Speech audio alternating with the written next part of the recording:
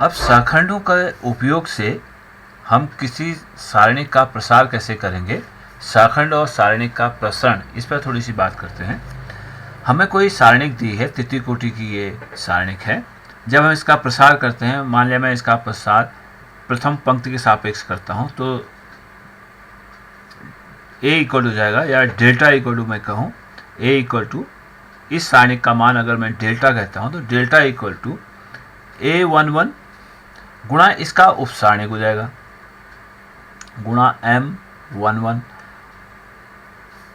a11 गुणा इसका उपसारणिक, minus a12 गुणा इसका उपसारणिक। अगर मैं इसे लिख देता हूँ तो ये बराबर हो जाएगा a11 गुणा इसका उपसारणिक हो गया a22, a23, a32 और a33, माइनस a12 गुणा इसका उपसारणिक, ये हो जाएगा a21, a21, a22, a31, a23 हुआ, a21, a23, a31 और a33, प्लस a13, पहली पंक्ति के सापेक्ष प्रसार कर रहे हैं, a13 इसका उपसारणिक हुआ a21, a22, a31, a32 के बराबर हुआ। इसी प्रकार से हम किसी सारणी का प्रसार करते हैं, इसका प्रसरण करते हैं। यानी मैं इसको लिख सकता हूँ a11 गुणा a11 का उपसारणिक m11 हुआ, माइनस a12 गुणा इसका उपसारणिक a12 हुआ, प्लस a13 गुणा इसका उपसारणिक m13 हुआ। इसमें थोड़ा सा मैनिपुलेशन अगर हम कर दें, यानी m11 का जो गुणांक है वो धन है, तो मैं इसे ऐसे लिख सकता हूँ -1 की घात 1 + 1, यानी असल में है ये 1 ही, -1 की घात 2 हो गया, a11 m11, और इसे प्लस -1 की घात 1 + 2 अगर कर देते हैं तो ये 1 + 2 -1 की घात 3 विषम संख्या है, तो ये ऋण होगा। ये थोड़ा सा मैनिपुलेशन है। a12 m12, जिससे हमारे मान में कोई परिवर्तन नहीं पड़ा, केवल इससे हमें एक नया सूत्र मिल रहा है। a13 इसको लिख देते हैं -1 की घात 1 + 3, 1 + 3 है -1 की घात 4, यानी धन ही रहेगा m13।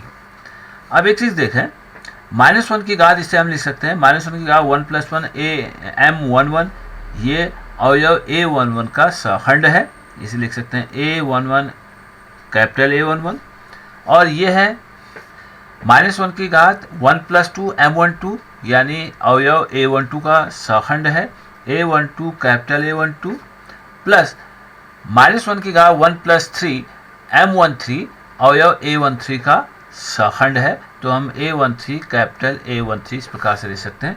यानी किसी सारणी का मान, कोई सारणी क्या है, उस सारणी के किसी पंक्ति के अवयवों को संगत सहखंडों से गुणा करके अगर हम जोड़ देते हैं तो सारणी का मान प्राप्त होता है। यानी सारणी क्या है, किसी अवयव के, सारणी के किसी पंक्ति के अवयवों का उनके संगत सहखंडों के गुणनफल का योगफल ही सारणी का मान है। यानी किसी पंक्ति के अवयवों को उसी पंक्ति के सहखंडों से गुणा करके अगर जोड़ दिया जाए तो सारणी का मान प्राप्त होता है। यही चीज़ अगर हम दूसरे पंक्ति के अवयवों को दूसरे पंक्ति के संगत सहखंडों से गुणा करके जोड़ देते हैं तब भी डेल्टा होगा। किसी स्तंभ के अवयवों को उनके संगत सहखंडों से गुणा करके अगर हम जोड़ देते हैं, यानी हमारे पास ये भी डेल्टा ही होगा। अगर मैं ऐसा कर दूं कि a11 पहले स्तंभ के अवयवों को उनके संगत सहखंडों से गुणा करते हैं, a11 capital A11 plus a21 capital A21 plus a31 capital A31 लिख दें, वो भी डेल्टा के मान के बराबर ही होगा। तो इससे एक कॉन्सेप्ट, एक नई बात हमें ये मिली कि किसी सारणिक में, कोई सारणी क्या है, यदि उस सारणी के किसी पंक्ति अथवा स्तंभ के अवयवों को संगत सहखंडों से गुणा करके जोड़ दिया जाता है तो सारणी का मान प्राप्त होता है। लेकिन अगर किसी पंक्ति के अवयवों को किसी दूसरी पंक्ति अथवा स्तंभ के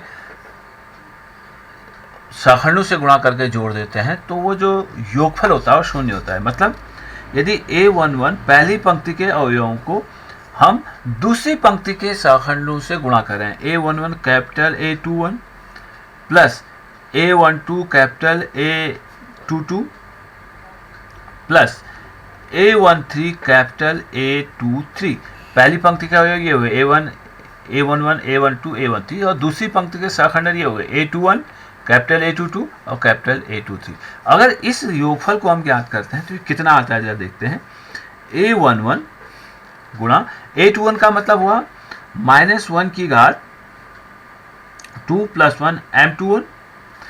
तो यहाँ तो हम सारणिक से इस यहाँ तक पहुँचे थे, हमने सारणिक से पहले सारणिक का प्रसार किया, सारणिक इस प्रसार से इसको हमने उपसारणिक लिखा, उपसारणिक को फिर हमने सहखंड में बदला था किसी सारणिक के लिए। अब इसके विपरीत चल रहे हैं हम, हमें सहखंड पता है A11 है, यहाँ से हम माइनस में आएंगे, माइनस से हम उपसारणिक लिखेंगे, उपसारणिक हम सारणिक को लिखेंगे, विपरीत दिशा में इस प्रक्रिया को ले जाते हैं।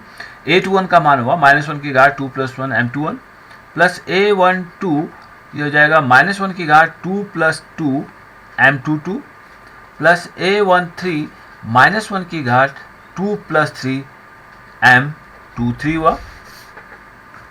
ये बराबर, अब ये माइनस है, -1 की घात विषम संख्या है, इसे हम लिख सकते हैं -A11 और M21 है, M21 हुआ इस अवयव का उपसारणिक, A21 का उपसारणिक। A21 का उपसारणिक कैसे मिलेगा, इस पंक्ति और स्तंभ को निकाल देंगे तो जाएगा A12 A13 A32 A33 के बराबर हुआ।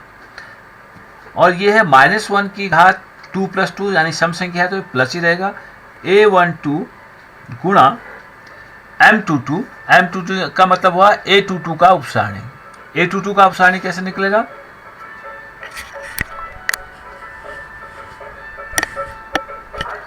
A22 का उपसारणिक इस पंक्ति और इस स्तंभ को हटा देने से हम आया अवयव आए A11 A13 A31 और A33 और माइनस A13 गुणा -1 की घात 5 है तो ये माइनस होगा, विषम संख्या है घातांक।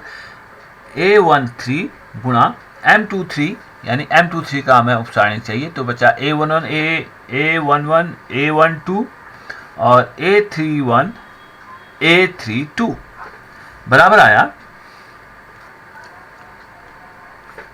बराबर इसमें से माइनस अगर मैं कॉमन ले लेता हूँ सब में से और बड़ा कोष्ठ लगा देता हूँ तो पहला अवयव हो जाएगा A11 गुणा उपसारणिक A12 A13 A32 A33, ये माइनस जाएगा, माइनस वाले प्लस, प्लस वाले माइनस जाएंगे। A12 सारणिक A11 A13 A31 A33, ये प्लस जाएगा, plus A13 into A11 A12 A31 A32।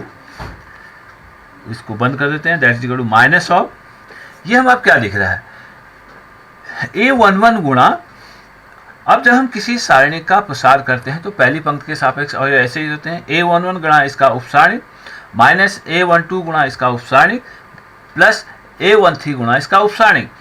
अगर हम इस सारणिक को लिखते हैं, माइनस बाहर ले लेते हैं, इस सारणिक को लिख देते हैं, यानी इस प्रसार से हम वापस आ रहे हैं। मैंने कहा इसमें तो हम सारणिक से सहखंड तक आए थे, अब सहखंड से हम सारणिक की ओर जा रहे हैं, यानी मुझे अब इससे इसको लिखना है, इस प्रसार से मुझे इसको प्राप्त करना है और इस प्रसार से मैं इसको प्राप्त करूंगा। तो A11 पहली पंक्ति के अवयव, जिस सारणिक का ये प्रसार है उसके पहली पंक्ति के अवयव तो यही होंगे A11 A12 और A13। और दूसरी पंक्ति के अवयव क्या होंगे इसके, दूसरी पंक्ति में जब हम इसकी मदद से ऐसा लिख सकते हैं, अगर मैं A11 का के सापेक्ष इसका प्रसार करता हूँ, A11 के सापेक्ष इसका प्रसार करता हूँ तो पहली पंक्ति के अवयव तो ये A11 A12 A13।